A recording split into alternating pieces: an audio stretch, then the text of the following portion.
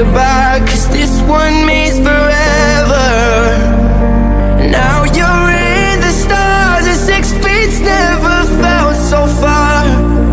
Here I am alone between the heavens and the embers.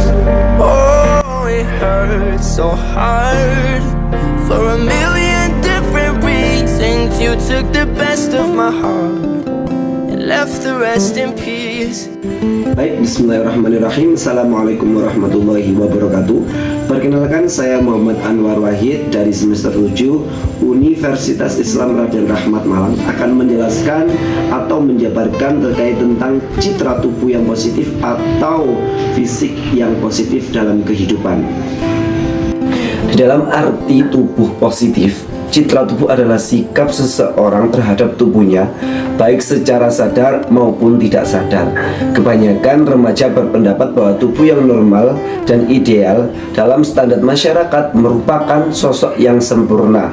Perbedaan terjadi ketika remaja menyandang disabilitas fisik, melihat identitas diri dengan memandang citra tubuh yang dimilikinya. Identitas diri adalah individu yang mengenal dirinya sebagai pribadi sendiri, unik, berbeda, dan terpisah dari orang lain, dan bersumber dari keseluruhan dengan masyarakat. Penelitian ini bertujuan untuk apa? Yaitu untuk mengetahui hubungan citra tubuh dengan identitas diri pada remaja penyandang disabilitas fisik. Adapun beberapa kesehatan mental termasuk kecemasan dan depresi, itu juga termasuk positif tubuh dalam kita. Atau tubuh positif itu adalah tubuh yang kesehatan mentalnya terjaga, tidak terjadi kecemasan dan juga depresi. Dengan cara apa? Yang pertama yaitu aktivitas fisik dapat mengurangi stres. Jadi kalau kita kegiatan kita, aktivitas fisik kita dengan baik, itu dapat mengurangi stres, meningkatkan mood, dan meningkatkan harga diri, serta membuat kita sehat. Yang kedua yaitu dengan pola makan secara sehat. Apapun yang kita makan, yaitu yang mengandung 4-5 sempurna, karena makanan berdampak pada perasaan kita, tidak hanya secara fisik tetapi juga secara mental.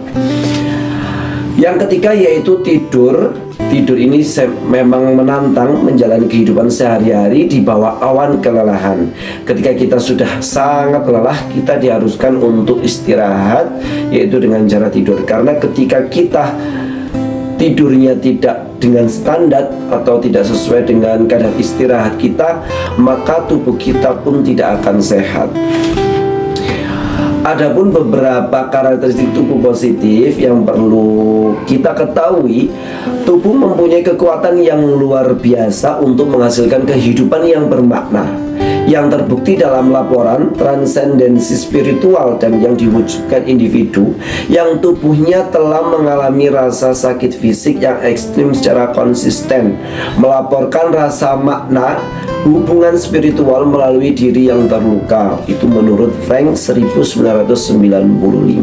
Nah, di sini akan kami jelaskan yaitu tentang 5 komponen tubuh positif yang diusulkan dalam kaitannya dengan kesejahteraan hedonis dan eudaimonik. Yang pertama yaitu sentuhan antar pribadi. Apa sih yang dimaksud dengan sentuhan antar pribadi? Selama beberapa dekade terakhir, para psikolog semakin menyadari pentingnya sentuhan manusia untuk kesejahteraan fisik dan psikologisnya. Bukti pertama yang menunjukkan pentingnya sentuhan antar pribadi datang dari penelitiannya Harry Harlow, di mana bayi simpanse memilih ibu pengganti yang hangat dan menyenangkan, atau lebih tepatnya ibu pengganti yang dapat disentuh tanpa makanan, daripada ibu yang baja dan kenal ampun dan berlimpah makanan. Menurut Harlow dan Zimmerman 1959. Jadi dari keterangan sentuhan pribadi yaitu bahwa tubuh positif itu adalah mempunyai atau menginginkan sentuhan antar pribadi. Jadi kita kalau tidak mendapatkan sentuhan pribadi secara baik, tubuh kita pun tidak akan menjadi tubuh yang positif. Kemudian komponen yang berikutnya yaitu komponen perilaku seksual manusia. Di dalam tujuan reproduksi atau seksual manusia, selain prokreasi, psikolog seksual telah mengidentifikasi beberapa teori. Sebenarnya ada 237 teori mengenai alasan manusia melakukan hubungan seks menurut Bestom dan Bush 2007. Pada dasarnya, melakukan aktivitas seksual terasa menyenangkan secara fisik, emosional, dan psikologis. Meski begitu, perilaku seksual biasanya dikaitkan dengan resiko, rasa malu, rasa bersalah, dan juga penyakit. Persepsi negatif terhadap perilaku seks manusia ini dapat dikaitkan dengan meningkatkan pesat prevensi penyakit menular seperti PMS, meningkatkan 63% dari tahun 2000 hingga 2010. Nah, jadi pada dasarnya orang-orang itu mengidentifikasi bahwa perilaku seksual ini menimbulkan penyakit. Padahal perilaku seksual ini justru membentuk diri kita menjadi tubuh yang positif, dikarenakan di situ akan menyeimbangkan antara fisik kita, emosi kita, dan psikologis kita. Adapun komponen yang ketiga yang akan kami jelaskan yakni aktivitas fisik dan kesejahteraan. Aktivitas fisik dan psikologi positif merupakan perpaduan yang sempurna. Yang satu berfokus pada pembentukan orang-orang yang bahagia dan berfungsi penuh psikologi positif, dan yang lainnya adalah cara yang telah dicoba dan diuji untuk menciptakan orang-orang yang positif atau aktivitas fisik. Jadi dalam arti aktivitas fisik dan kesejahteraan ini adalah hubungan antara psikologi positif dan perpaduan pembentukan orang-orang yang bahagia. Artinya di mana aktivitas fisik ini yang membuat kita bahagia di dalam dunia kerja ataupun di dalam dunia luar.